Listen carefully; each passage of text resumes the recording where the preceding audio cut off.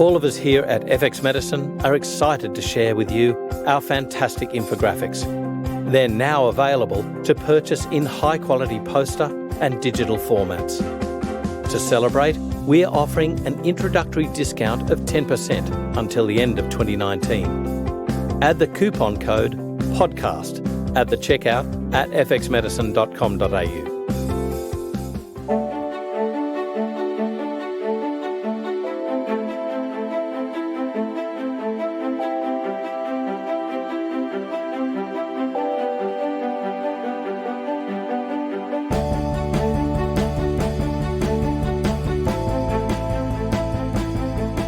This is FX Medicine. I'm Andrew Whitfield Cook. Joining us on the line today again is Beth Bundy for part 2 of Adrenal Fatigue is a Myth. Here's why. Beth is a qualified naturopath of over 19 years, specialising in integrative and functional medicine. She worked previously as technical consultant with PathLab, one of Australia's original functional pathology companies, and currently trains health practitioners nationally as clinical consultant at NeurotraPath, Integrative Pathology Services, where she is in high demand as an engaging, informative speaker.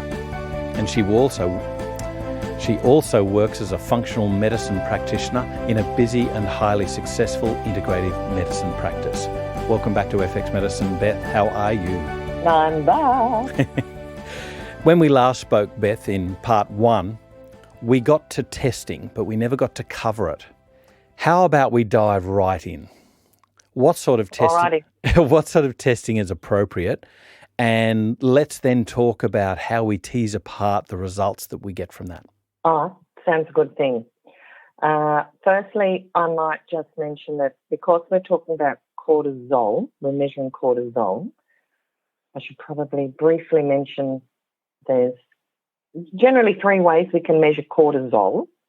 And so there's the blood, which is the standard doctor way, is to take a blood cortisol, a serum cortisol. And what we have to remember with this is when you're seeing a measure of a serum cortisol, most of the cortisol in the blood is actually bound by cortisol binding globulin, leaving only a very small amount, maybe 1 to 3% bioavailable to enter the tissues and to give a biological response. So generally the bioavailability of the cortisol will vary depending on someone's cortisol binding globulin, or CBG, and this is made in the liver and controlled by hormones such as estrogen, thyroid, and cortisol feedback itself. So when we're looking at cortisol in the blood, we go, oh my goodness, it's excessively high, it's excessively low, it's quite normal. It does pay to look at other things as well. So if we say that in the blood, it's a good estimate of the adrenal gland's capacity for total cortisol synthesis, but it's not helpful to find out then what part of that we can actually use. Then the latest craze, it seems, is urine testing. Even though 24-hour urine cortisol has been around in the medical world for quite some time, again, a 24-hour collection will only give you a flat figure, and you don't see any ebb and flow across the day. You just say, over the day, that's your total excretion. This. Yeah, and that really doesn't tell me, were you crazy high in the morning and then fell in a heap, or were you, it just doesn't tell you enough information. So there is now the dried urine craze, where you can collect urine. They take 4 samples across the day, a la the cortisol measurement, saliva measurement. But what we have to remember with this is that urine is after the fact, if you get my meaning, in that if we take a blood or a saliva measure, we are testing the here and now. Whereas urine, it's your blood has gone through your kidney and then come out the other end. So if you take a first morning urine sample, that is not your first morning cortisol reaction. That's your overnight reaction. I must look into the history of why pathologists deem it appropriate to take a snapshot of a hormone, in this instance, that has vast diurnal variation. I mean, it's almost like taking a temperature after you've gone for a 10K run. It's like a lot of measures we do in pathology. You know, when people say, oh, can I measure this? Can I measure that? I go, yes. And then you have to measure it again and again and again and again because it's constantly changing. Yeah. You know, our water-soluble vitamins are not steady. Our glutathione is not steady. Our CoQ10 is not steady. It only can give us an indication of what someone is doing. Yeah. It's not an absolute. And this is really what I want to get across to practice is, you know, these numbers are not gospel.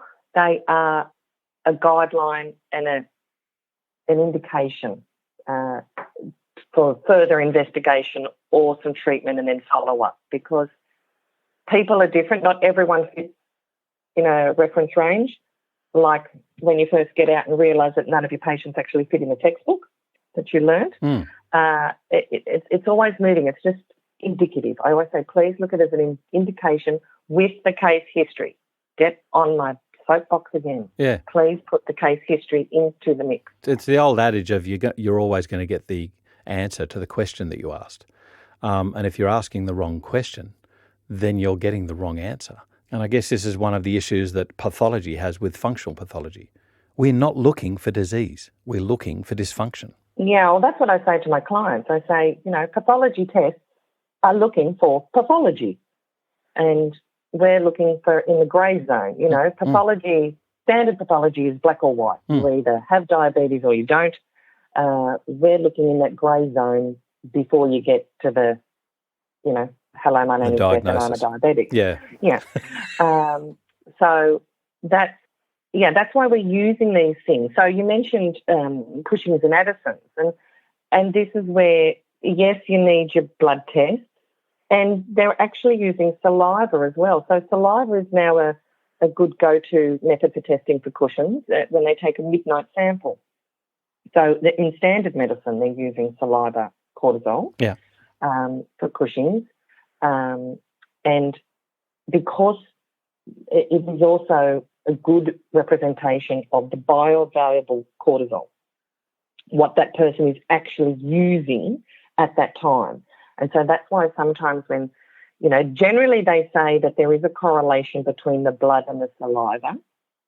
And that is, of course, providing someone hasn't bound it all up in binding globulin and then we're not seeing more of it out in the saliva or vice versa. So you do, in practice, I use both blood and saliva to kind of look at things. I use the saliva more as a ongoing treatment, creation. Yeah, measure. Yeah. And then the blood is, I am actually looking for pathology then. And as I mentioned before, doing these things, we have found Addison patients. You know, we have discovered patients that have gone on to being diagnosed with Addison. Right. And they would have been missed had we not, you know, done this picture of blood and saliva and then further testing with ACTH and the like. So it is definitely, I would definitely suggest that it is saliva is a better way to do it. It is also easier for the patient. Plus, we are getting a true morning cortisol. If I give you a spit tube and say, on waking, can you do that? Yes, you can. Opposed to on waking, can you pop down to the blood collection centre and wake up the nurse and get your blood taken? Can I ask, Beth, in your experience, because you have a vast experience of checking these lab reports, have you seen a correlation or a total discord between as we've spoken about before, the ebb and flow of the variance in secretion of cortisol throughout the day using multiple tests versus the whole blood test at one spot during the day? Oh, completely. This is how you can miss people like Addison's and Cushing's and what have you, because unless you take that blood at that particular time. And I've had people, we generally say to people, you've got to go in before 10 o'clock in the morning, right? Because usually the collection centre will turn you away otherwise. Yep. But if I've been awake for 4 hours, I'm just measuring it's already dropped, and I'm just going to my day-to-day stuff. So that's why often you may see, as a general rule, I would say people look normal. I'm doing my Air Bunny quotes, normal in blood. And then you get the saliva, which they've done, first thing in the morning, lunch, afternoon, evening. It's a completely different picture. And when I correlate that with, because I'll put that in a little snapshot, I'll go, oh, well, in the morning this happens, and then you're hanging for your coffee, and then maybe two, and then you have a little cheeky muffin to pep you up again, and I make up this little story about them, and they sit there going, yeah, how did you know? Yeah. And it's because I can read through the cortisol levels during the day that, again, still give me an indication, because, yes, there'll be some bouncing around as it goes, but not a really overt bouncing, if that makes sense, unless they're literally going from really low and then they fly up at night time because whatever stresses them out. And then you can usually discover what that is, by asking the patient the right questions, as you said before, and get an idea and go, right, well, that was an anomaly for your day-to-day life, or no, that's your life all the time. This is not helpful. Let's talk about that and help support you through that. Beth, how useful do you find the multiple tests, and how many of the multiple tests do you do? It starts at 4, but you can add further ones in depending on, how nuanced you want to look for the drop or the flow of the cortisol response. But I also do remember Dr. Andrew Heyman speaking about that, we're not always seeing a drop or a low cortisol. It can be high and unwavering. So it's kind of like the, FSH response that you get in after menopause. It remains high because there's nothing to cause a cycle. Because you're not getting that feedback. Yeah, that's right. So he speaks about these people, mainly with a chronic inflammatory response, but he says that it can even be inverted throughout the day.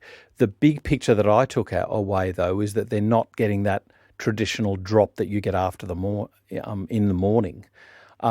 They're always high, or sometimes always low. Yeah, they're what I call my meerkats. They're your meerkats. They're always on alert. So always high as your meerkats. And what if they're low? Oh, they're either a sloth or a koala, who sleep 18 hours a day or something. Yeah. So, and people usually get that. If you put a picture of, an animal in their head, they go, oh, yeah, I get it. That's what I feel like. And that's, well, yeah. And it is because they're not getting that feedback mechanism to say, hey, it's okay. You can turn off and slow down a bit now. They're constantly on alert. So you've got to remember that we talked about last time about the Cortisol Awakening Response. Yeah, so let's talk about this. Yeah, so up until recently-ish, it was the 4-point cortisol test where you looked at the morning, somewhere between, 6 and 8 to 10 in the morning, midday, afternoon and evening. That's kind of been turned on its head when they really discovered this cortisol awakening response, which is, to just remind people, is your built-in mechanism governed by the hippocampus and the light-sensitive, I can never say this right, suprachiasmatic nucleus of the hypothalamus. Let's call it the SCN.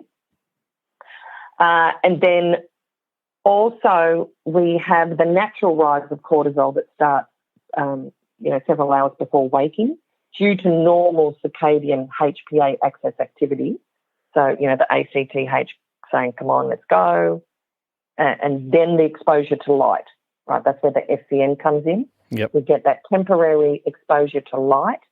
Now, what we have to remember is this only happens in the morning, only the morning light. It doesn't happen if we've had a little nana nap in the afternoon and then wake up, or, if we've been exposed to, we've been at the casino all night and there's lights on for 24 hours. It Right, that was going to be my that. next question. Yeah, you can't go to the casino, Andrew. It doesn't work. You can't be a meerkat at the casino. That's dangerous and expensive. So it's morning light and the ACTH. So how that happens then is also the ACTH has a rise, and then so that's our normal first morning awake. We go, oh, the morning has arisen. Here we are. Then in the next 30 minutes, we have this, I'm going to call it a surge of cortisol to kind of get us really up and going, and here's the day. Then it comes back down a bit and then continues declining over the day. So if we just take one sample, depending on that one sample, are we taking it when they first wake or, somewhere in that half an hour surge? Will change our belief of that person of what they're doing. So if they start off really low, we go, oh dear, they're a sloth. Opposed to we measure them, they get up and they start spitting, and we get it half an hour to 45 minutes later. All of a sudden they're a meerkat. Right. And so we're going to label them as an animal, perhaps incorrectly, because we're not seeing that the beginning, the rise and the fall. So that is, and it has been widely studied now that this is more indicative of the HPA excess, talking to the adrenals, rather than before we've always just talked about we're measuring the adrenals. Mm. And what we're actually more interested in is the HPA axis dysfunction or maladaptation to the day. And, it's about how we perceive the day is going to hit. So what happens is someone might wake up a bit more sloth-like because they're not quite hit their straps. And then all of a sudden they start thinking, oh my God, I've got this on, I've got that meeting, I've got that podcast scheduled, I've got this. All of a sudden, poof, up their cortisol goes and they're in meerkat mode. And then some people will stay in that mode all day. So that might be what Heyman was talking about when they stay up. They're just in that fight or flight mode. That's, the adrenaline kind of kicks in and they keep going with the cortisol all day. Yeah. And people will still say, or the clients will still say to you that they're fatigued. And you'll say, yes, because running around like that is exhausting. Because you're supposed to come down somewhere. Just like the people that are flatlining, who say they're exhausted because they're not getting any spike. What about the difference in therapy for the meerkats versus sloths or koalas? Do you find that the therapy differs dramatically, or do you find that no matter what the issue, if they're stressed, you're still going to be using these nourishing herbs?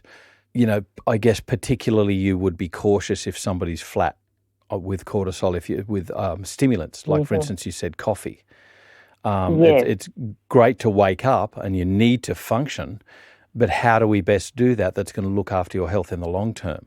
Yes, and I don't deny people their morning coffee, and I understand that people need that. They need it. It becomes their normal that they have to do that. But certainly, yes, as a general rule, you would treat, because you're still treating that HPA axis adrenal process the same generally. However, yes, if someone's really, really high, I would be using more of the calming, perhaps bring more nervines in. And also I would also look at, this is where the neurotransmitter aspect comes in as well, which is a whole other podcast again, to try and bring that down. So things like your GABA, your L-theanine, your tryptophan, to try and temper some of that excess aggravation, for want of a better word. And then when they're flatlining, certainly you have to be careful with going, right, well, let's give you all the stimulant adaptogens and really, give you a spike, even though they might ask for it. They go, oh, can you just give me something? I just say, pop down to the local nightclub. That'll give you a quick high, but it's not sustaining. So I tell people we have to build them up slowly. Plus, they have to do stuff for themselves. And this is where we talked earlier about, previously about sleep and sunlight and, exposing themselves to the actual natural daylight, which gets a bit hard here in Melbourne in the winter. But, it's definitely all those other things and looking at their lifestyle and what have you. And the other thing you have to look at, again, when you're measuring or you're looking at a result and going, this is what I have a lot of practices will ring me at the lab and say, I've got this result, what does it mean? And I'm like, well, tell me about the patient.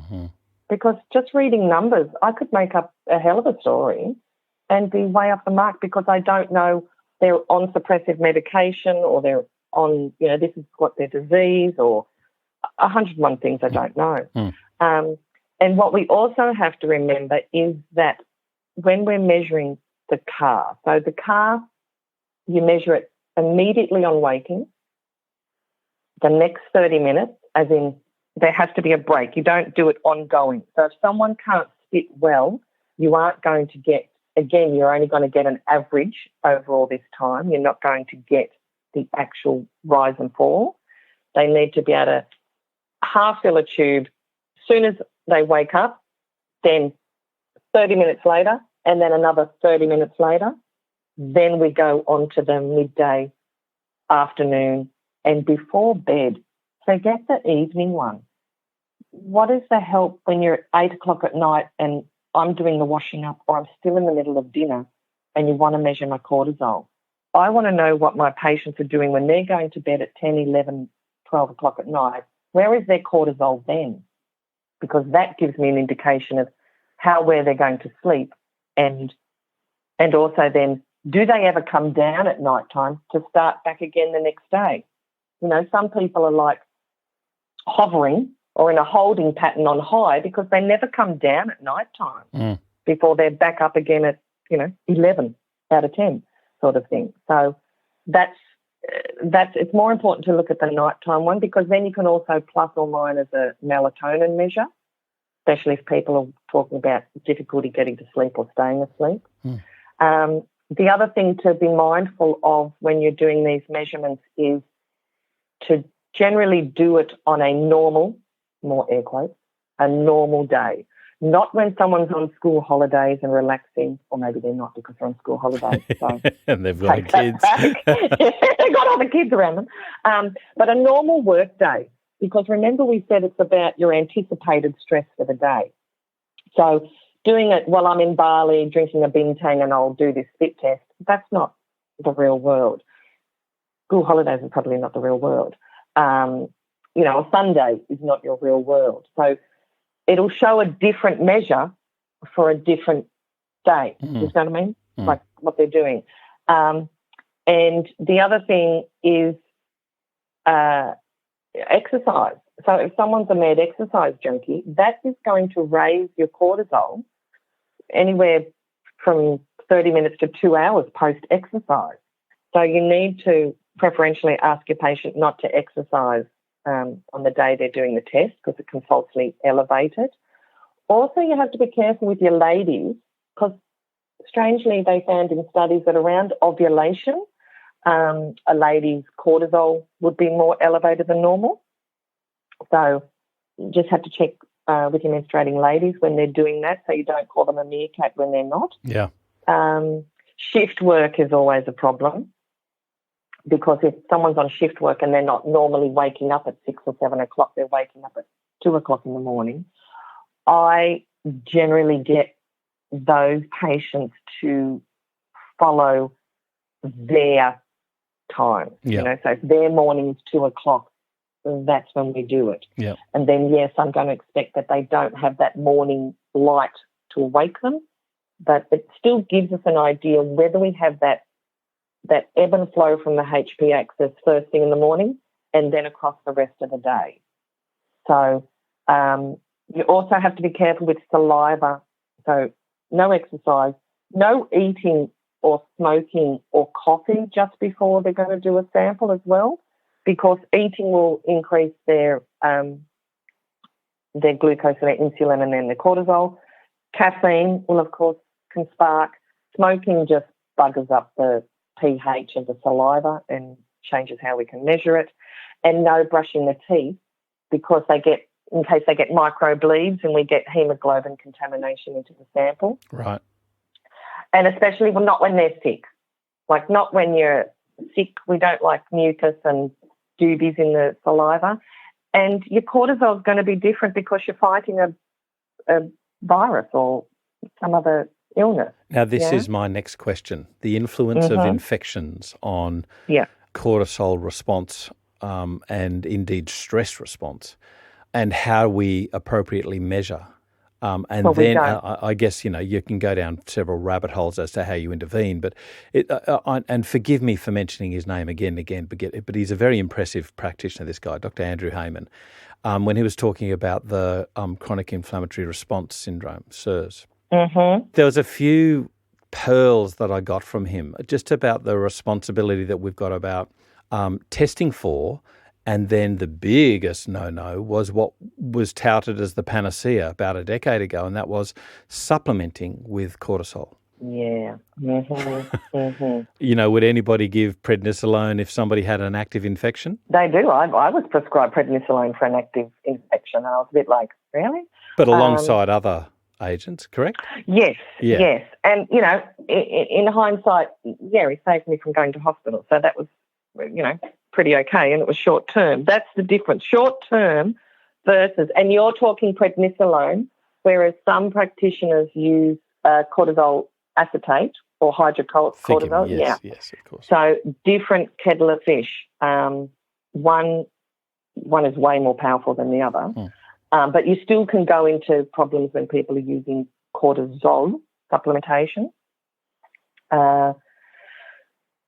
Because, again, you're working with feedback mechanisms, and then it's a bit like if you're over-utilised testosterone. If people are overdosing testosterone, they turn off the feedback mechanism from, their brain to their testes, and then we have to put that back together again. So it can be a bit like that with cortisol. And it's like if they're in an infection, they're in an inflame. So let's call it inflammation, right? Because it may be an infection, it may be an ongoing inflammatory thing.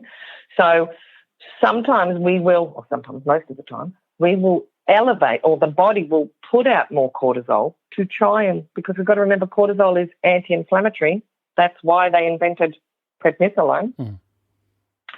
So sometimes you have to look, if someone is flying high on the result picture of cortisol, you have to find out, is that because they're running like a meerkat, or is that because they've got a major inflammatory situation going on? Yeah.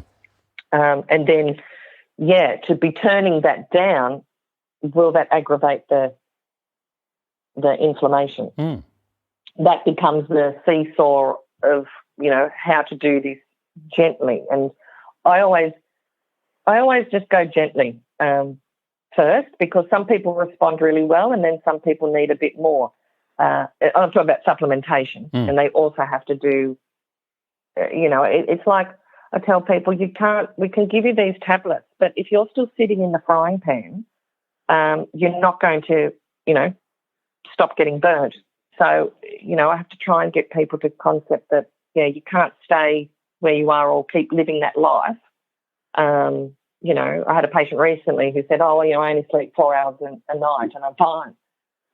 They weren't fine. They were really highly strung when they came in the office. And, clearly 4 hours of sleep is not doing them a favour, especially when then they get up and do, they get up at 4 or 5 o'clock in the morning to do exercise. Yeah. I really had to strap it down and sit on a chest and say, slow it down, girlfriend. Because it's just not, you can't maintain that. You cannot maintain that without breaking somewhere. And people, when we talk about anxiety or stress, I find that there's this concept that it means running down the street naked screaming or something.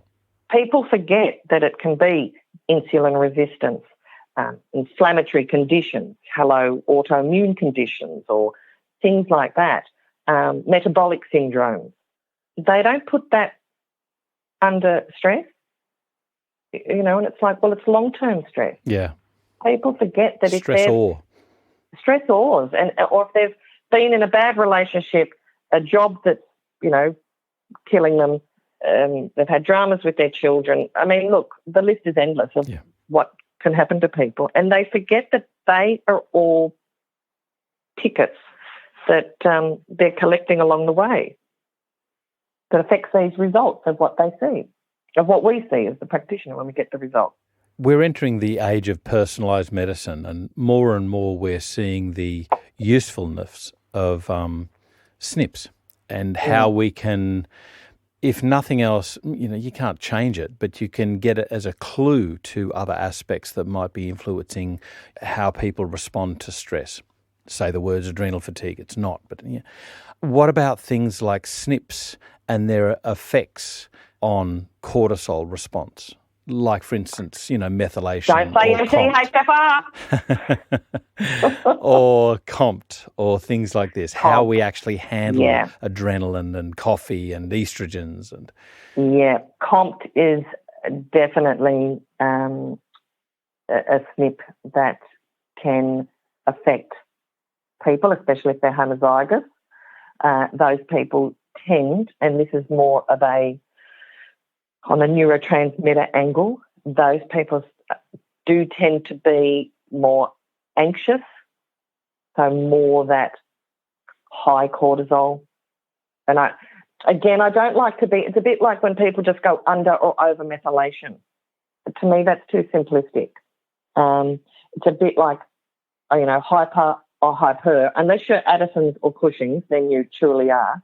But otherwise, in the middle there, you're varying degrees of at different times. So it's hard to say you are anxious, so therefore you're always going to have high cortisol. Because eventually I find long term people can't keep running on that little hamster wheel at speed. So then over time you end up seeing that saliva cortisol results start to flatten a bit because the feedback mechanism, remember we talked last time about the feedback mechanism to the brain that's going to try and slow you down by reducing the output of ACTH. So, again, we still have to kind of manage their stress so they're not internally turning themselves down, so they're not getting the heat on the fry pan to keep moving. So we've covered a lot, but ultimately the 4-point test versus the CAR test, which one's best and how should you do it? The CAR test, or the Cortisol Awakening Response test, because we do those 3 samples within the first hour of waking, this is when we're truly seeing how the patient's HPA axis is working, or I'm not going to say not, is working, and how they are responding to the day's perceived stresses that are coming. So it gives a bit of an idea of how that patient internalises stress. Because if we just do the old 4-point where we just do that one in the morning, as I mentioned earlier, you not know whether you're hitting the low or the high of the CAR. So the CAR definitely gives you an idea that, okay, well, that person's HPA axis is working correctly, and then their output of cortisol diminishes, so we still support, opposed to showing that someone's CAR is highly elevated, and so that is, we need to calm that down because they're in a heightened response, and that is fast-tracking to our long-term chronic diseases, and versus if they're not having any response, then you have to look at why is this so? And this is where the case history, just briefly, we didn't mention where the case history fits in about why people are high or low. So we're also going to remember if someone's high with their cortisol or elevated CAR, so we mentioned about ladies around ovulation, but also older patients, okay? As we age, we spit out more cortisol and less melatonin. So we need to consider the age of the patient, what fat levels they're carrying. They've got a lot of central obesity, any sort of mental health disorders, And then if it's really low, we have to find out questions about depression and chronic fatigues and post-traumatic stress or SAD, seasonal affective disorder. Yes. Are we measuring this in the winter and things like this? So it's really gives us more of it just rounds out really what we're testing, which is cortisol, not necessarily adrenals, it's cortisol. And then it really directs us more to, right, well, this is where further testing or better questions, how can we talk about diet, lifestyle and supplementation to assist this person? Do neurotransmitters come into it? Do we need to look down the inflammation pathway? Do we need to put this into the mix with their metabolic dysfunctions or diseases? So I'm definitely a new fan of the car, and that's all my patients get that nowadays, and it's definitely just fine-tuned what I'm looking at. Yeah. And the patient understands it better. I mean, I remember being so excited when I just discovered the 4-point saliva, but this has just really increased how I treat and how the patient understands themselves better. And I find that this is a way. So I had a patient who told me she wasn't stressed. We did the car and we saw how she completely flew off the handle between first waking and that first half hour. And it was enough for her to realise she changed her whole working lifestyle from that. And because she was able, and it was her own business, but she worked with her husband, but she was able to go back to her husband and explain why she needed some more me time and why they needed to change their hours and how they worked smarter. Yeah. It changed her to make her work smarter, and she's so much better for it. So and I think that's the key, is if we've got a picture that we can explain to patients and they understand why we're asking them to make the changes that we are, you've got a win-win. Yeah. I think the concept of measuring an anticipatory stress response gives you so much information as to how somebody can cope with future assaults or future stressors. Obviously, you then need to put your detective hat on to find, the causes or the antecedents. Are they infections? Is it, marital? Is it interpersonal communications? Whatever it be. But that's the practitioner part. But I can just see this also evolving further down the track with the access to, or the greater access to neuroimaging now, and that some of the practitioners are using this, particularly in Melbourne, where they've got this awesome setup down at Swinburne. It'd be very interesting to tie in these measurements of hormones with changes of volumes over time of, brain capacities and things like that. Yeah. The neuroquant. Yeah, it'd be really interesting to see the actual responses to treatment and intervention that you can find a recovery for these patients. Beth, thank you so much for taking us through and finishing off Adrenal Fatigue is a Myth, and here's why. My absolute pleasure, and you can go and have a lie down now. This is FX Medicine. I'm Andrew Whitfield Cook. Hi, I'm Dr. Mark Donoghue. Join us for our new podcast series, FXomics. We'll be exploring the new technologies of integrative medicine, including genomics, metabolomics, the microbiome, and many more fields that are transforming healthcare. We're focusing on how they apply to practitioners and how we can incorporate them into our patient care. We aim to make these exciting and sometimes challenging fields relevant to you and your practice. Search for FXomics on your favourite podcast platform, and we look forward to your company.